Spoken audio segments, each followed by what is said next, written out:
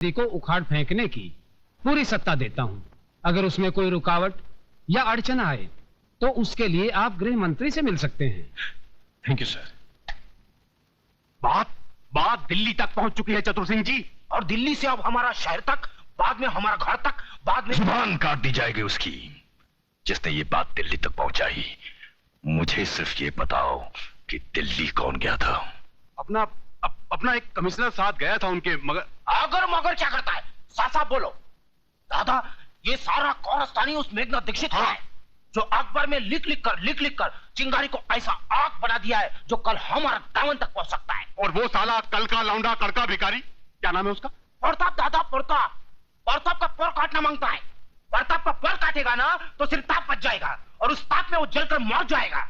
हम तो बोलता हूँ प्रताप का पर मेघनाथ दीक्षित है, मेघनाथ दीक्षित को मारेगा ना। बंद करो ये बकवास, कान के पर्दे फाड़ डाले। जब भी देखो भाषण देते रहते हो साले। तुम्हें पता नहीं कि चतुर सिंह को ऊंची आवाज पसंद नहीं है? अंकुश, ये दीक्षित लड़की का पता करो, जरा हम भी तो देखें जो दिल्ली तक पहुंच गई वो चीज क्या है।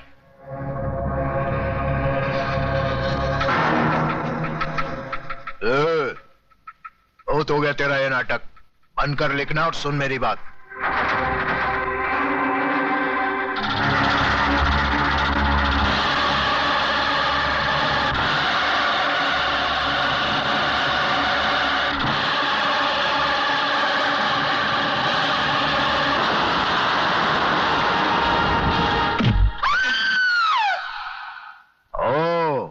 तो तू है?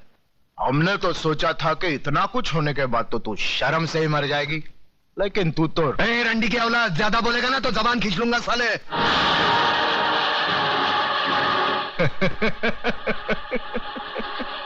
तू जबान खींचेगा मेरी?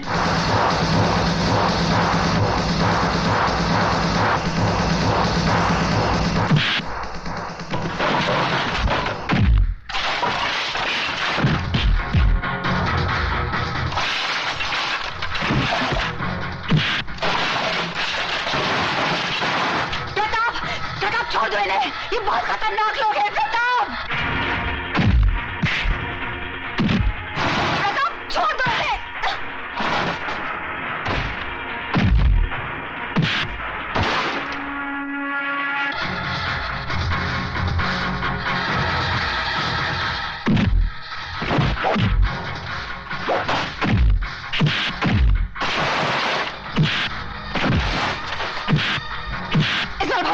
भाई समझाओ इसे। प्रताप, छोड़ दे प्रताप।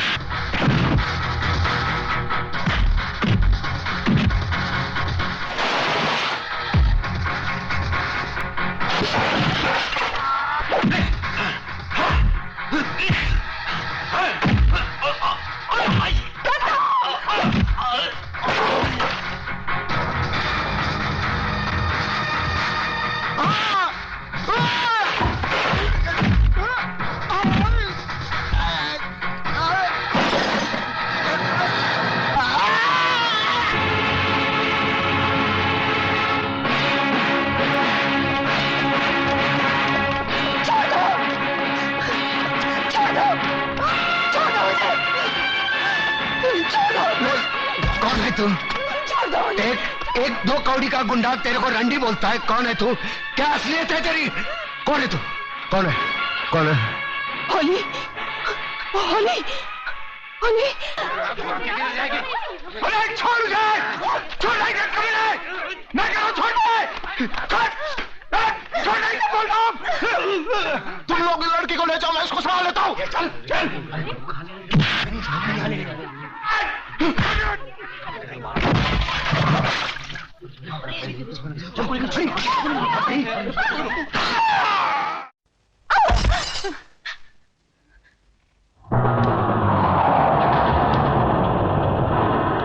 कमीने, खबरदार जो मेरी बेटी को छुआ तो छोड़ दो मेरी बेटी को।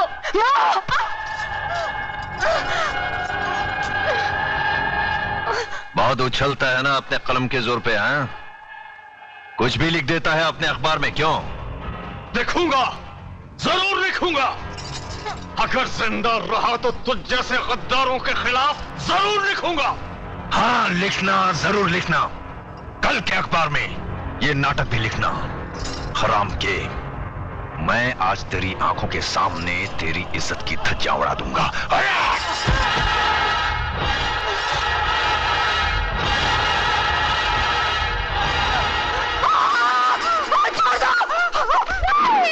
कभी नहीं।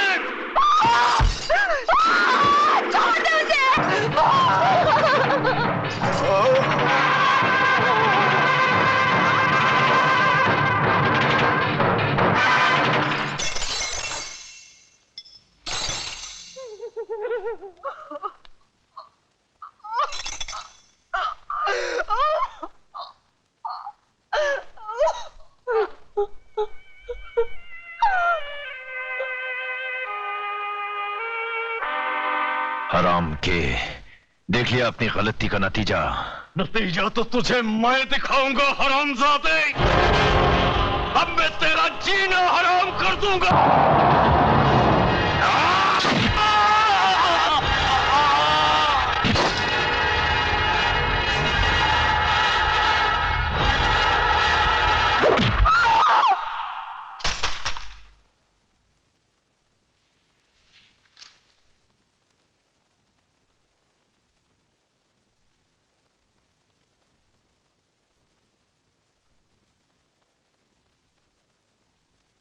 जज साहब, शायद आपको याद होगा, आज से 3 साल पहले ये गोल्ड मेडल आपने एमके गांधी लॉ कॉलेज की first class first student Megha Dikshit को अपने हाथों से पहनाया था।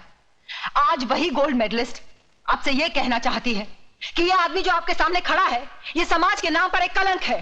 He is a rapist, he is a murderer. इसने मेरे साथ बलात्कार किया है, मेरी आंखों के सामने मेरे माँ बाप को काट दिया। इस आदमी को हमारे समाज में रहने का कोई हक नहीं है, your honour. Objection, your honour. Please let me finish. Mister Mirchandani, इन्हें बोलने दीजिए। मैं जानती हूं मिस्टर मिर्चंदानी क्या कहने वाले हैं, क्योंकि कानून की सारी किताबें मैंने भी पढ़ी हैं, और मैं ये भी जानती हूं कि किताबों में जो भी लिखा होता है वो कोर्ट और कचहरी में नहीं होता। अब मिस्टर मिर्चंदानी मुझसे गवाह मांगेंगे, सबूत मांगेंगे, जिनकी खोखली बुनियाद पर यह कानून टिका हुआ है। हर ये तो उन वकीलों में से है जिनका पेशा यही है कि सच को झूठ और झूठ को सच कैसे बनाया जाए।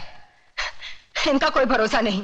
ये तो ये भी कह सकते हैं कि उस हादसे के दिन चतुर सिंह इस मुल्क में ही नहीं था। Exactly, your honour.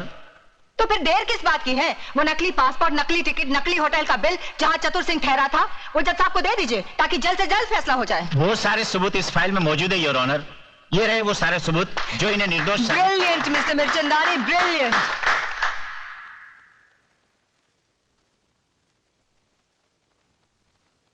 Miss Megha Dikshit, आखिर आप कहना क्या चाहती हैं? जज साहब, मैं सिर्फ इतना चाहती हूँ कि आप इन झूठे सबूतों का गला घोटकर एक ऐसा सही फैसला सुनाएं जिससे आने वाले कल में चतुर सिंह जैसे भेड़िए पैदा ना हो, जो फिर से समाज, कानून, औरतों और बच्चों के साथ खेलने की हिम्मत ना करे।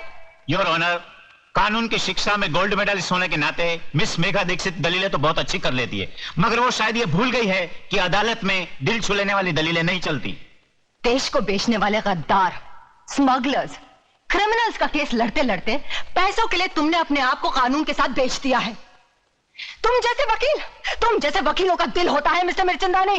अरे तुमसे तो वो वेश्याएं अच्छी होती हैं जो बेचती जरूर है मगर अपना जिस्म बेचती हैं, अपने देश को, अपनी आत्मा को, अपने ईमान को नहीं बेचती। तुम जैसे चंद वकील इस कानून और अदालत की तौहीन हो। अरे अगर मेरा बस चले तो मैं तुम सबकी डिग्रियां छीन लूं। Miss Megha, control yourself. Control? अरे क्या कंट्रोल करूं जज साहब, क्या कंट्रोल करूं? अरे एक नारी की इज्जत लुट जाने के बाद भी अगर उसे रो रो कर अपने इंसाफ की भीख मांगनी पड़े तो शर्म आनी चाहिए ऐसे कानून को और उसके रखवालों को। मिस मेघा, यह अदालत की तौहीन है। तुम इंसाफ मांगने आई हो या छीनने? जज साहब, किसने कहा कि इंसाफ मांगने से मिलता है? अरे इंसाफ ना ही मांगने से मिलता है और ना ही छीनने से। आज तो इंसाफ बिकता है, सिर्फ बिकता है। इसीलिए चतुर सिंह जैसे वैशी दरिंदे अपना सीना तान कर समाज में घूमते हैं, कानून को रुमाल समझकर अपनी जेब में रखते हैं। Your honour, miss Megha Dikshit बिना मतलब की बातें करके अदालत का वक्त जाया कर रही है, इसलिए मैं अदालत से रिक्वेस्ट करता हूं कि अदालत अपना फैसला सुनाए। अरे ये क्या फैसला सुनाएंगे? क्या फैसला सुनाएंगे? ये फैसला मैं सुनाती हूँ। तमाम गवाहों के बयानात और सबूत की बिना पर अदालत इस फैसले पर पहुंची है कि श्री चतुर सिंह जनता के सेवक बेकसूर है, इसलिए इन्हें बाइज्जत बरी किया जाता है। ये नाम का फैसला जज साहब। मेरी बात सही निकली। जज ने उन झूठे गवाह और खोखले सबूतों की बुनियाद पर चतुर सिंह को छोड़ दिया और मैं अदालत के कटहरे में खड़ी अपने देश के अपाहिज कानून को देखती रही।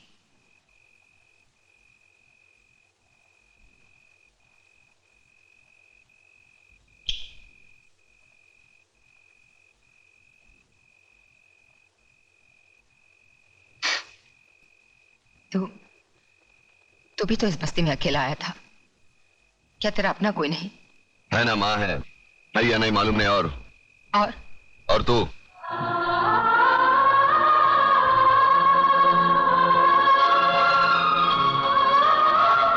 कभी किसी को लूटा नहीं, हराम का खाया नहीं, बेवड़ा नहीं पीता, बीड़ी पीता हूं, मुंह से बदबू आती है, सोच ले।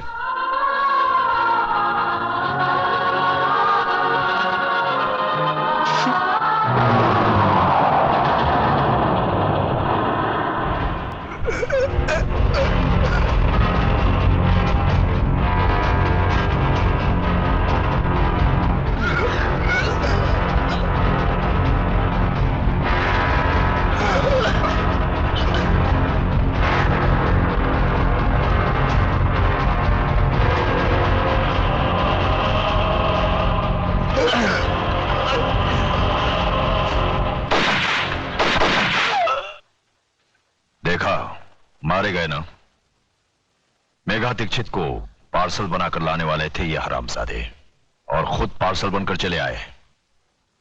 बशीरा, उस कुत्ते को सबक सिखाने का कोई ऐसा रास्ता ढूंढो कि वो तो क्या पूरा का पूरा इलाका कांप उठे। लक्ष्मीदास जी, अपने माथे का पसीना पोंछ डालो और मेरी बताई हुई बातों को अपनी खोपड़ी में डालो, समझे? चलता हूं अब।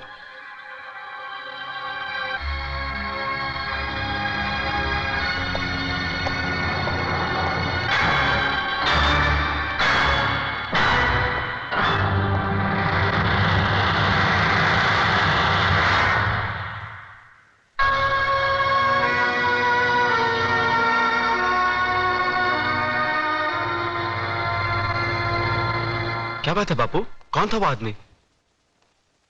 उसे यहाँ पहले तो कभी नहीं देखा। तुझे क्या लेना देना इन सब बातों से?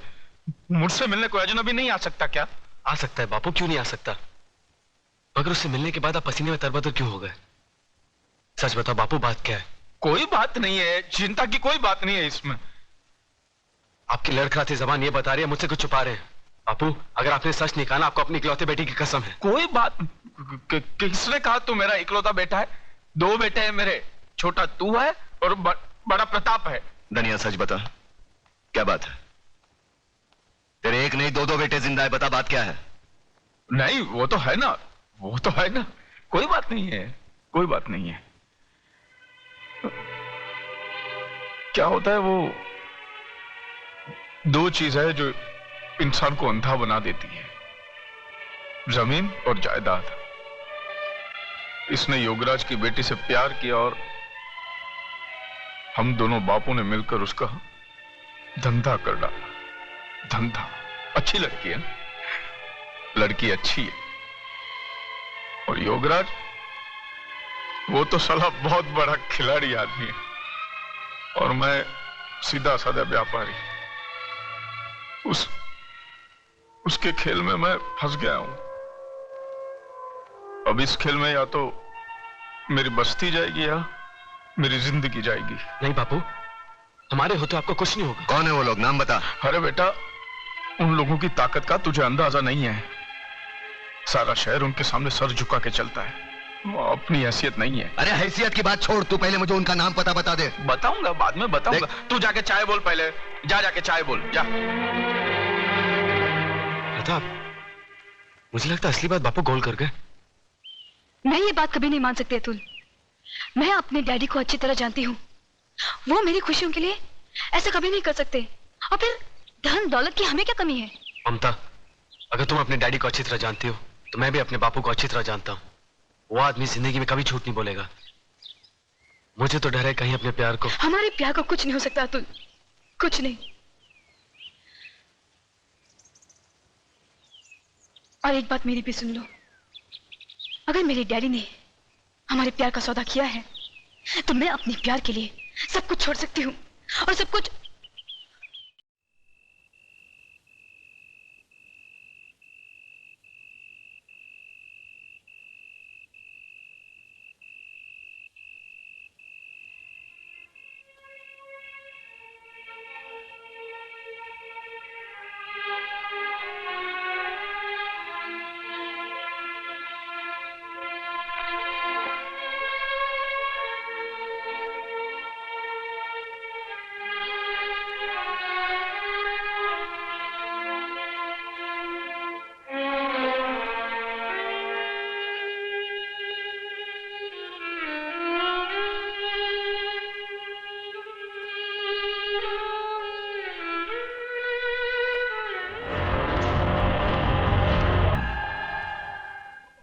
आपने मुझे क्यों याद किया? लक्ष्मीदास, दुनिया में ऐसे बहुत सारे लोग हैं जिनको कोई चीज पसंद आ जाती है तो वो उसे छीन लेते हैं, मगर हम उनमें से नहीं हैं। हमें जो चीज पसंद आ जाती है हम खरीद लेते हैं। तुम्हारा लक्ष्मी नगर हमको बहुत पसंद है। वहां युवराज के साथ हम बहुत बड़ा कॉम्प्लेक्स बनाना चाहते हैं। ये सूटकेस के अंदर 3 करोड़ रुपए कैश है और तुम्हारे सामने ये एग्रीमेंट के साथ 2 करोड़ का चेक है। दाम बिल्कुल बराबर है म्यूनिसिपैलिटी के वैल्यूएशन के हिसाब से। अब इस एग्रीमेंट पे साइन करो, खोखे उठाओ और ऐश करो। मगर ये मुझे